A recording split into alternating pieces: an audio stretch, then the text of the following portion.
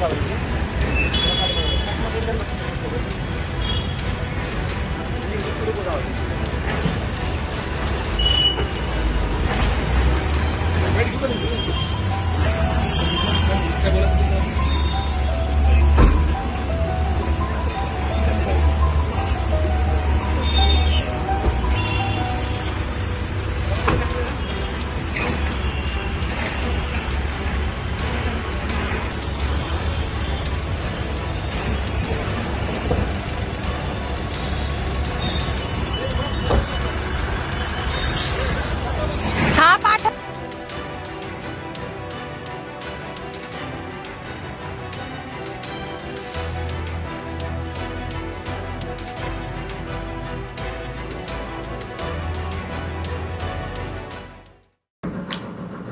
धर्मांतर प्रकरणात एका परदेशी नागरिकाचा अटक करण्यात आली आहे. काय पाहणार?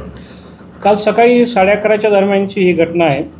यामध्ये फिर्यादी सनी बन्सीलाल दनानी जो पिंपरी गावामध्ये राहणार आहे, त्यांनी आम्हाला इन्फॉर्मेशन दिली की एक 3 नागरिक त्याच्या घरी आले होते आणि त्यांनी एक PDF दाखवली त्यांना आणि त्यांनी सांगितलं की आम्ही ख्रिश्चन धर्मप्रसारक आहोत.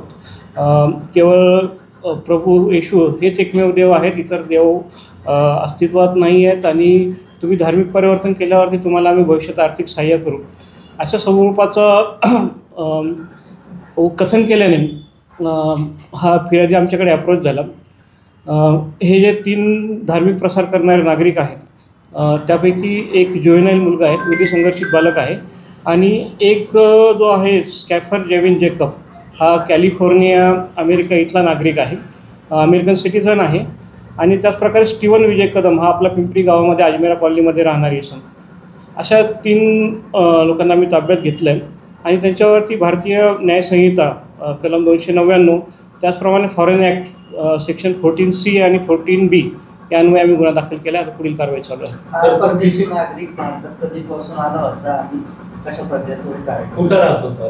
हा परदेशी नागरिक जो आहे तो मुकाई कॉलनी रावेतमध्ये सुद्धा राहत होता. माय होम बिल्डिंग एक अपार्टमेंट आहे रावेतच्या हद्दीमध्ये, तिथे राहत होता. हा सध्या बिझनेस विजामध्ये आलेला आहे आणि प्राथमिक माहिती अशी आहे की जो वेळोवेळी विजा घेऊन 2016 पासून 7 ते 8 वेळा भारतात येऊन गेलेला आहे, इथे दीर्घकालासाठी वास्तव्य केलेलं आहे.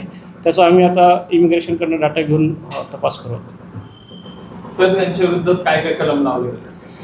भारतीय न्याय संहितेचं कलम 299 जे आहे त्याच्यामध्ये धार्मिक भावनांचा अपमान करणे, धार्मिक भावना दुखावणे या पद्धतीचं आहे. त्याचप्रमाणे त्यांनी विजाच्या तरतुदीचा भंग केल्याचं प्रथमदर्शन दिसतं आहे, त्यामुळे आम्ही फॉरेनर ॲक्टसुद्धा त्याच्यामध्ये सेक्शन लावलेले आहे. असे प्रकार वारंवार घडतात, ते नागरिकांना काय आव्हान करतात? नागरिकांना आव्हान एवढंच आहे की नागरिकांनी कुठल्याही परिस्थितीत कायदा हातात घेऊ नये. असं कुठली घटना निदर्शनास आल्यास पोलिसांना कळवावं. पोलीस कायदेशीर कारवाई करण्यास सक्षम आहेत.